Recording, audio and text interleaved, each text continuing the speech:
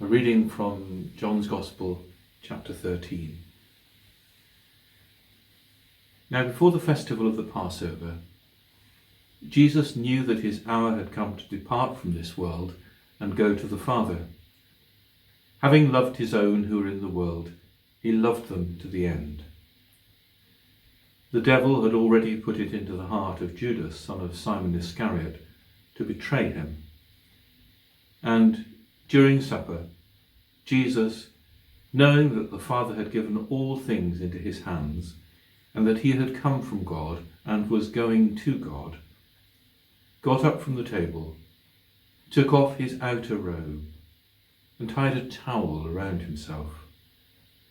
Then he poured water into a basin and began to wash the disciples' feet, and to wipe them with the towel that was tied around him.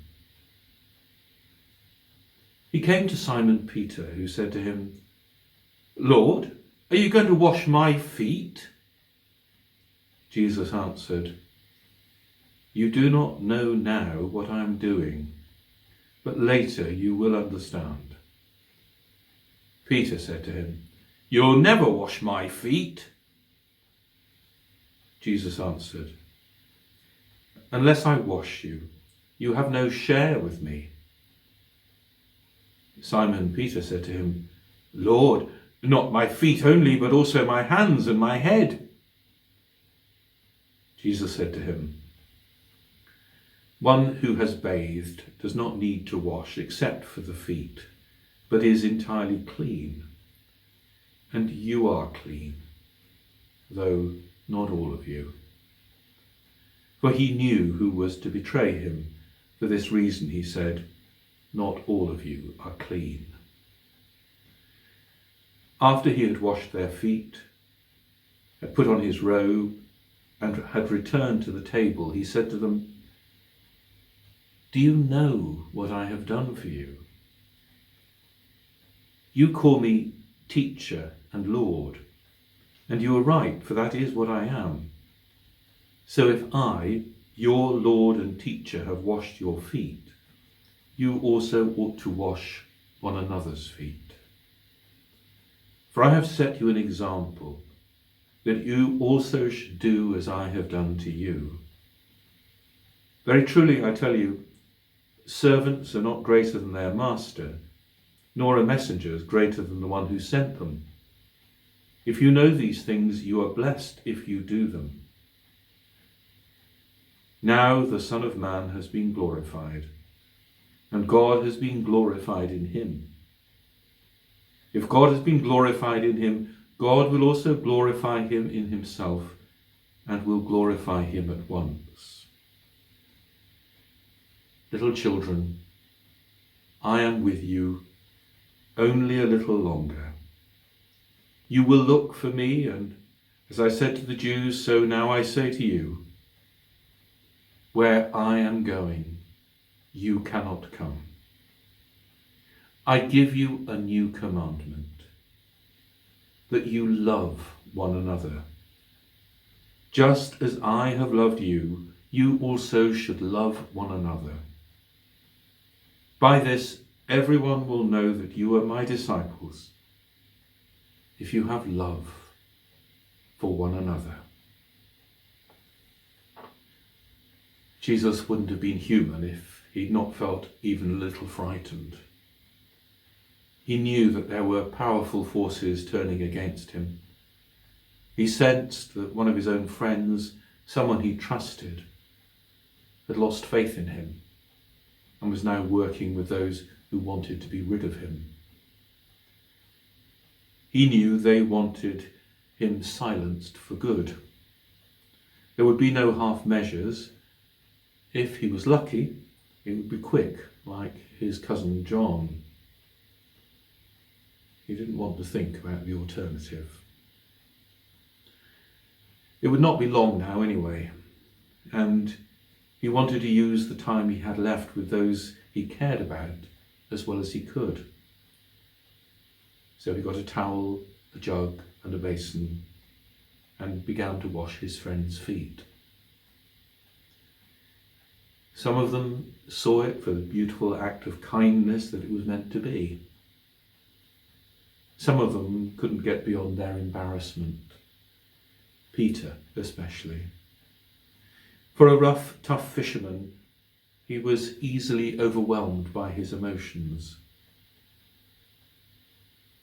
Jesus said, "Love one another as I have loved you." One of the last messages that Catherine Flack posted online before she committed suicide was, "In a world where you can be anything, be kind."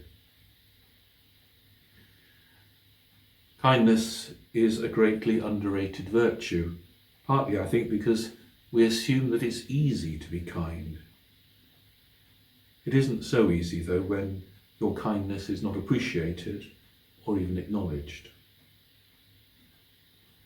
The love that Jesus showed went beyond kindness.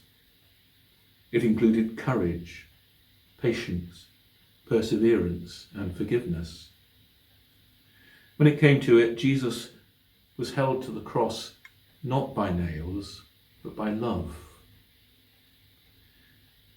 One of the strange things about the account of the Last Supper in John's Gospel is that he doesn't tell us that Jesus took bread and wine, gave thanks to God, and told his followers that the bread was his body and the wine was his blood, which they should eat and drink, so that he would be present still among them.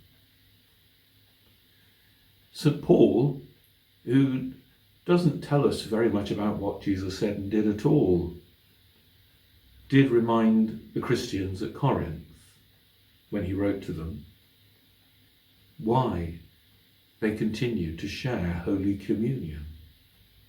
That it was because of what Jesus said at the Last Supper. The other Gospels all tell that Jesus told the disciples, "Do this in remembrance of me," but not John. He uses the miracle of the feeding of the 5,000 instead, and he explores the meaning of the Eucharist when, the day after that miracle, Jesus told the crowds who followed him, "My flesh is true flesh, and my blood is true drink. Those who eat my flesh and drink my blood abide in me, and I in them."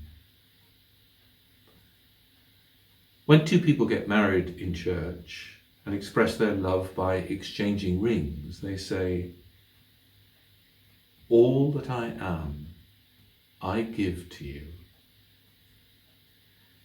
That's what Jesus says to us every time we receive the bread and the wine in Holy Communion. In this current emergency, we can no longer meet to share this outward and visible sign of Christ's self-giving love. We can't participate together in the Eucharist. But Jesus is still giving himself to us. And in his love, he is giving himself for us. He is always the Lamb of God, sacrificing his life, taking away sin, all that undermines loving relationships and diminishes life.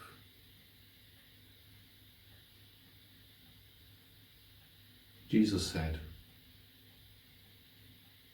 "I give you a new commandment, that you love one another."